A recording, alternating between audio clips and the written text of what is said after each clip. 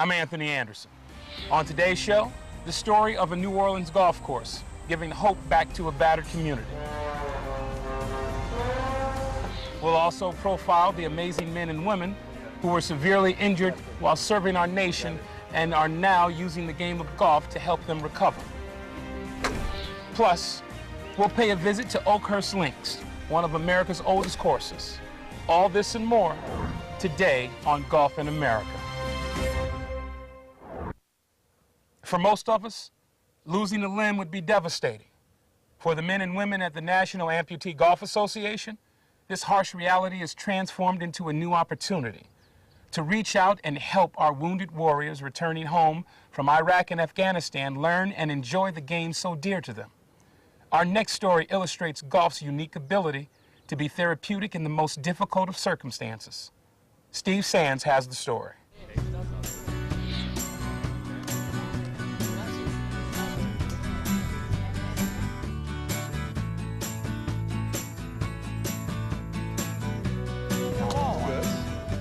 What happened was a ID blast behind me, and it's pretty bad forearm here. I can't rotate my forearm whatsoever. Okay. Lost a big chunk of bone right here. So there's no bone right here. My forearm is completely fused. How much strength do you have in your left arm right now? It's not very strong at all. Okay. I got a weak grip. All three of my nerves are pretty much damaged. I was a pretty good golfer before then, and used to rely on everything. I used to have a pretty good grip too. Well, the good thing is you've still got the lead arm that you've always had. Right. And as I said, your swing is great, so you're certainly going to be able to play this game, whether or not you ever get anything back with that. So. Well, I plan on getting a lot back with That's this. super. And that's the National Amputee Golf Association's goal, getting it back, both golf and a normal way of life. It's been that way since 1954, when a group of World War II veterans started this organization, determined to keep their passion for golf alive.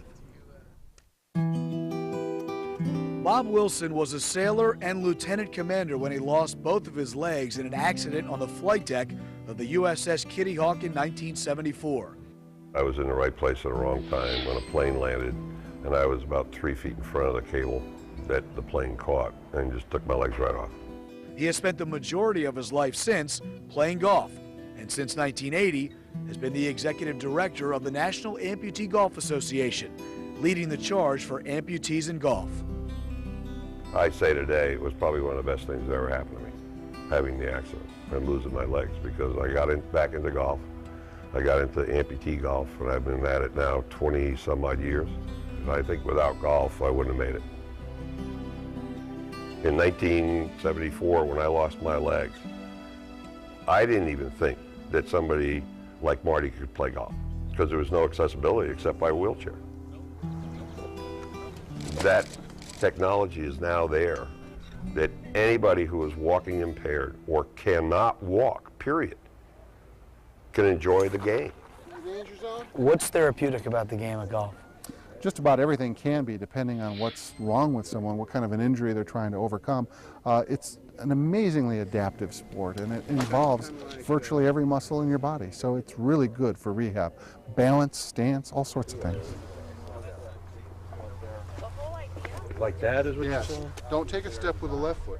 25 years ago, I was using a front end loader doing some landscaping at my grandmother's house, and I flipped it over and into a lake. I was thrown from the machine, it came into the lake after me and on top of me, hit me in both legs, pinned me, and tore me up pretty good. You see what I'm saying? Does that make some sense? I definitely think that for some people, the message is better received coming from somebody else who's also disabled. And the more similar the disabilities are, I think the better that works. Right here is real tenuous. You got to know that there's enough hydraulic fluid in there to... Is there enough? Well, we'll see. The right hand, if you have one on the grip, all the way down so that there's no space between the knuckles. The first swing is a coordinated effort of both the National Amputee Golf Association and the military to educate the military's golf instructors to properly instruct wounded military personnel golfers who return with a myriad of injuries. After a morning in the classroom, the instructors head out to the range. Take one leg off the ground, and we're going to hit as if that leg were injured and you can't finish on that side. Here, the teaching pros are trained to swing as if they too had lost a limb or suffered a catastrophic injury. Try to get a little bit more of a U shape rather than a big arc. After a day of training, the instructors are ready for their new students. Not bad. Not bad. It's just so rewarding, and that's what it's all about. I mean, we're out here, it's a slightly cold day, and it's awesome to see folks enjoying the game that I have a passion for my whole life. You know, that all of us here have a passion for. To see somebody else see something to get a little bit of joy out of it, we know that that's what keeps you coming back. A couple good shots makes it a great experience. I got beat 2-1, so I had to buy dinner last night. Tracy Kia is a golf professional and a key connect to the National Amputee Golf Association's message with the Army Family Morale and Recreation Command. This is very moving to me. Anybody that comes out here and is a part of it is touched by this program. To see these young men and women who've given, you know, pieces of their bodies so we can be doing this, live the life that we live for our freedoms and quality of life that we have here.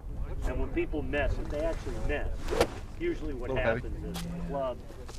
Ray Mitchell sustained substantial wounds, including the loss of his leg in an IED attack in Afghanistan. The vehicle I was riding in was just a plain Humvee, no up armor, none of that stuff, you know, had a sandbag on the floor. Vehicle hit an anti-tank mine. Everything in front of the battery box forward was gone. I was sitting in that right front passenger seat, so took almost all the blast. Beautiful right here.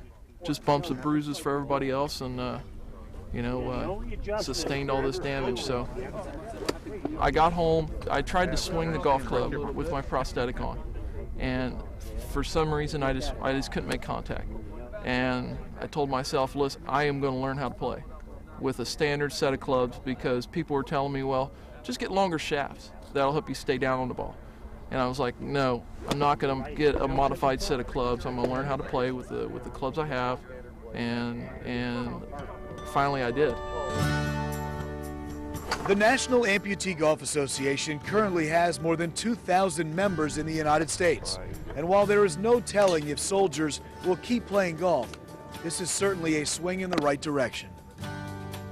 I think it's something that started. I hope it keeps on going, and that we at least attempt to touch everybody that's in a WTB throughout the United States, whether they stay in or get out. At least they will have a taste of what it's like to hit a golf ball airborne. And if at some point in their life they want to take it up as a sport, I salute them. There are 1.1 million disabled veterans in the United States, and it's the goal of the National Amputee Golf Association to help them regain their pride through the game of golf. Golf in America will be right back.